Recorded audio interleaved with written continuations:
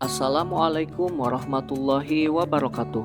Sahabat Santriah yang dirahmati Allah Subhanahu wa taala, nama ulama besar Ibnu Malik sudah tidak asing lagi di telinga para santri yang mengkaji ilmu nahwu.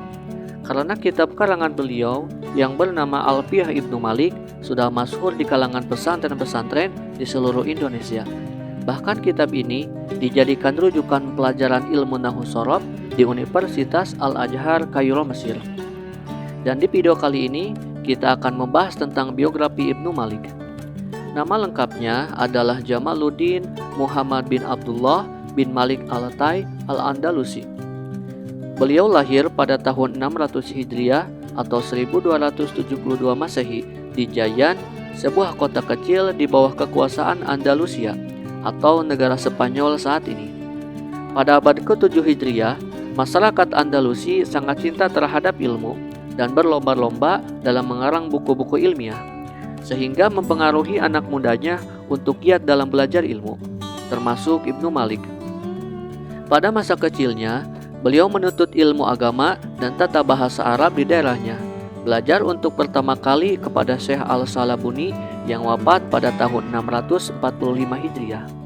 Setelah menginjak dewasa dan merasa cukup belajar di Andalusi, sebagaimana kebiasaan ulama-ulama pada waktu dulu, beliau pun berangkat ke arah timur untuk menunaikan ibadah haji. Diteruskan menuntut ilmu di Damaskus, ibu kota negara Suriah sekarang, yang pada kala itu dikenal banyak para ulamanya dan wali-wali Allah Subhanahu wa taala. Di Suriah, Ibnu Malik belajar kepada Syekh As-Sahawi yang wafat pada tahun 643 Hijriah.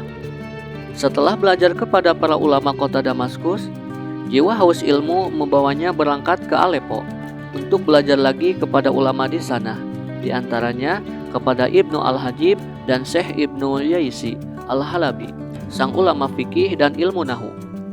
Semenjak menetap di Damaskus, Ibnu Malik beralih dari madhab fikih Malikiyah selama hidup di Andalusi menjadi madhab Syafi'iyah karena dipandang lebih cocok dengan kondisi lingkungan yang baru.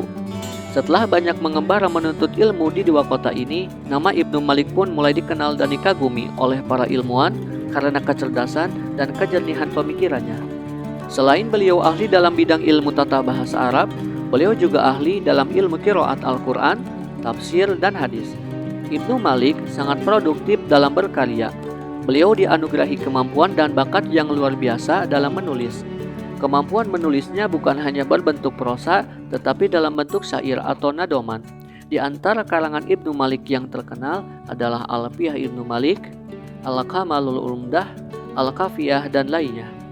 Beliau wafat pada tahun 672 Hijriah atau 22 Februari 1274 Masehi di Damaskus. Diceritakan karena begitu cintanya akan menghafal suatu ilmu, ketika sang imam akan wafat, beliau masih menyempatkan waktu untuk menghafal 8 bait dalam ilmu tata bahasa Arab.